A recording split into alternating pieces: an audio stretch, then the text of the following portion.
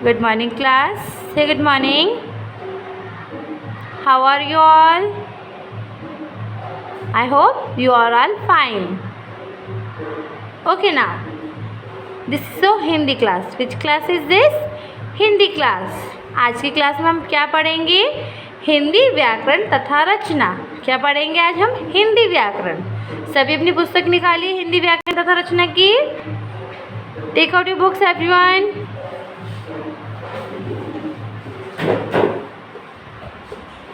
Okay, सभी ने निकाल लिए. ठीक है. लास्ट क्लास में हमने क्या टॉपिक करा था बच्चा? लास्ट क्लास में हम सभी ने पढ़ा था संज्ञा. ठीक है, क्या पढ़ा था हमने? संज्ञा. हाँ, open the page number 20. Page number 20 पढ़ेंगे. लास्ट क्लास में हमने पढ़ा था कि किसी भी स्थान, किसी भी व्यक्ति, किसी भी जानवर या भाव, यह सब क्या कहलाते हैं? संज्ञा. ठीक है, आज हम इससे आगे पढ़ेंगे. सबसे पहले हम पढ़ेंगे संज्ञा की परिभाषा. क्या पढ़ेंगे? संज्ञा की परिभाषा. मेरे साथ दोहराइए. किसी व्यक्ति, वस्तु, भाव या स्थान के नाम को संज्ञा कहते हैं. एक बार और दोहराएंगे हम. किसी व्यक्ति, वस्तु, भाव या स्थान के नाम को संज्ञा कहते हैं. ठीक है, जैसे कि आपको मैंने बताया था, किसी भी व्यक्ति का नाम, किसी भी स्थान का नाम, किसी भी जानवर का नाम या आपके भाव, तो यह सब आपके क्या कहलाते हैं? संज्ञा. ठीक है, अब आएंगे हम संज्ञा के भेद. संज्ञा के भेद. संज्ञा के कितने भेद होते हैं? संज्ञा के 3 भेद होते हैं. संज्ञा के मुख्य भेद कितने होते हैं? 3. ठीक है, कितने भेद होते हैं संज्ञा के? 3. ठीक है, व्यक्तिवाचक, जातिवाचक, भाववाचक. दोहराइए मेरे साथ. व्यक्तिवाचक संज्ञा, यस. जातिवाचक संज्ञा, वेरी गुड. सभी दोहराएंगे. व भाववाचक संज्ञा. ठीक है, तो संज्ञा के कितने भेद होते हैं? 3. कितने भेद होते हैं? 3. व्यक्तिवाचक संज्ञा, जातिवाचक संज्ञा, भाववाचक संज्ञा. ठीक है, सबको समझ में आया कितने भेद होते हैं संज्ञा के? 3 भेद होते हैं. ठीक है, ओके. नाउ व्यक्तिवाचक संज्ञा. तो व्यक्तिवाचक संज्ञा क्या होता है? जिन शब्दों से, दोहराइए, किसी विशेष व्यक्ति या स्थान के नाम का बोध हो, उसे व्यक्तिवाचक संज्ञा कहते हैं. जैसे महेंद्र सिंह धोनी. दोहराइए. महेंद्र सिंह धोनी. ताजमहल, ताजमहल. रामायण, रामायण. अर्थात यहाँ कहा गया है कि आपके जो भी शब्द होते हैं, जो भी विशेष होते हैं, ठीक है, विशेष का मतलब आपका इम्पोर्टेंट. ठीक है, तो यह व्यक्ति या स्थान, कोई भी अगर आपका विशेष व्यक्ति है, स्थान है, तो अगर इन सब नामों का अगर बोध करवा रहा है वो शब्द आपका, तो वह आपको क्या कहलाता है? व्यक्तिवाचक संज्ञा. जैसे कि अगर आप बात करते हैं पर्टिकुलर एक बंदे के बारे में, सिर्फ अगर आप एक ही जने के बारे में बात कर रहे हैं, तो वह आपका क्या कहलाता है? विशेष. अगर आप किसी एक चीज़ के बारे में बात कर रहे हैं, किसी एक व्यक्ति के बारे में बात कर रहे हैं, या किसी एक स्थान के बारे में बात कर रहे हैं, तो वह सब क्या कहलाते हैं? आपके व्यक्तिवाचक संज्ञा कहलाते हैं. ठीक है, वह शब्द आपको क्या कहलाते हैं?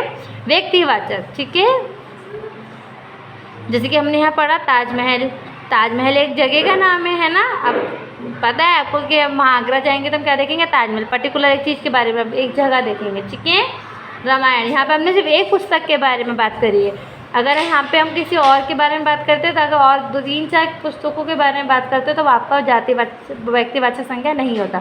किसी भी अगर एक चीज़ के बारे में हम बात कर रहे हैं अच्छे तो वहाँ सब आपके क्या कहलाते हैं? व्यक्तिवाचक संज्ञा. ठीक है, जैसे कि कुछ और व्यक्तिवाचक संज्ञा के उदाहरण। अब यहाँ पे कुछ व्यक्तिवाचक के क्या दे रखे उदाहरण दिए गए, जैसे कि व्यक्तियों के नाम, ठीक है, जैसे कि हम किसी एक जगह अमिताभ बच्चन, महात्मा गांधी, लक्ष्मीबाई, रोहन, सुमन आदि।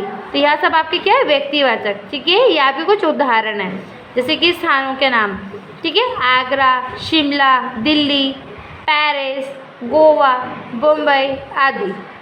यह सब आपके क्या है स्थान, ठीक है। तो ये भी आपके क्या कहलाएंगे व्यक्तिवाचक संज्ञा, ठीक है।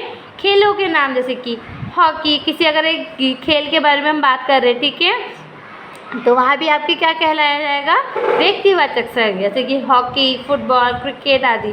किसी भी अगर आप एक खेल के बारे में बात करेंगे तो वहाँ भी आपका क्या कहलाएगा व्यक्तिवाचक कहलाता है, ठीक है। त्योहारों के नाम, अगर आप त्योहारों के नाम ले लें जैसे कि होली, दिवाली, ठीक है, दीपावली, ईद, क्रिसमस आदि, यह सब भी आपके क्या कहलाएंगे व्यक्तिवाचक। महीनों के नाम, ठीक है, जनवरी, फरवरी, मार्च, अप्रैल आदि, ठीक है। दिनों के नाम, रविवार, सोमवार, मंगलवार, वीरवार आदि, यह सब आपके क्या कहलाते हैं व्यक्तिवाचक संज्ञा। सबको समझ आया व्यक्तिवाचक संज्ञा क्या होता है। अब आएंगे हम जातिवाचक संज्ञा, ठीक है। अब कहाँ आएंगे हम जातिवाचक संज्ञा। दोहराइए, जिन शब्दों से किसी वस्तु, प्राणी या स्थान की संपूर्ण जाति का बोध हो उसे जातिवाचक संज्ञा कहते हैं। जैसे फूल, खिलौना, गाय, ठीक है। अर्थात जहाँ पे आपके पूरी जाति के बारे में बात हो रही है कि एक ही श्रेणी के है और उनकी जाति एक ही है, तो वहाँ सब आपके क्या कहलाते हैं जातिवाचक संज्ञा, ठीक है। अगर एक ही श्रेणी के है तो वहाँ सब आपके क्या कहलाएंगे जातिवाचक। अगर हम फूलों की बात करते हैं अगर, ठीक है, अगर हम कहेंगे बगीचे से जाके फूल ले आओ, तो फूल में आप कोई सा भी फूल ला सकते हैं, ठीक है, तो वहाँ सब आपके क्या कहलाएंगे जातिवाचक। लेकिन अगर मैं कहूँगी आप बगीचे से जाके गुलाब का फूल लाइए, तो अगर हमने यहाँ पे नाम बता दिया है कि ये वाला फूल लाना है, तो वह आपका व्यक्तिवाचक आएगा, ठीक है। तो फूल में हम पूरे कोई सा भी फूल ला सकते हैं, ठीक है। खिलौना, राम क्या बोल रहा है, पिताजी बाजार से आप मुझे खिलौना ला कर दे दीजिए। उदाहरण है आपका, पिताजी आप मुझे बाजार से खिलौना ला कर दे दीजिए। तो खिलौने में उसके पिताजी उसे कोई सा भी खिलौना ला के दे सकते हैं। तो ये हम वहाँ पे हमारा पता चल रहा है कि खिलौना क्या है, एक जातिवाचक है। खिलौने में बहुत सारे अलग अलग खिलौने आते, ठीक है। गाय भी आपकी क्या है जातिवाचक, जहाँ पे आपकी पूरी संपूर्ण जाति का बोध होता है, ठीक है, चाहे वो वस्तु हो, चाहे वो प्राणी हो, चाहे वो स्थान हो, ठीक है, जहाँ पे पूरी जाति के बारे में बताया जा रहा है, पता चल रहा है, तो वहाँ वो सब क्या कहलाते हैं आपके जातिवाचक संज्ञा कहलाते हैं, ठीक है। जिन शब्दों से पता चल रहा है कि यह पूरी जाति के बारे में बात हो रही है, ठीक है। जैसे कुछ उदाहरण, वस्तु, पुस्तक, फल, सब्जी, पौधा आदि, ठीक है। जातिवाचक, लड़का, लड़की, औरत, अध्यापक, पशु पक्षी, आदमी आदि, ठीक है। स्थान, राज्य, देश, घर, शहर, विद्यालय, पहाड़, इमारत आदि, ठीक है। सबको समझ आया जातिवाचक क्या होता है। Okay class. अब हमारा तीसरा भेद कौन सा है, भाववाचक संज्ञा। तीसरा भेद कौन सा है, भाववाचक संज्ञा। दोहराइए मेरे पीछे पीछे, जिन शब्दों से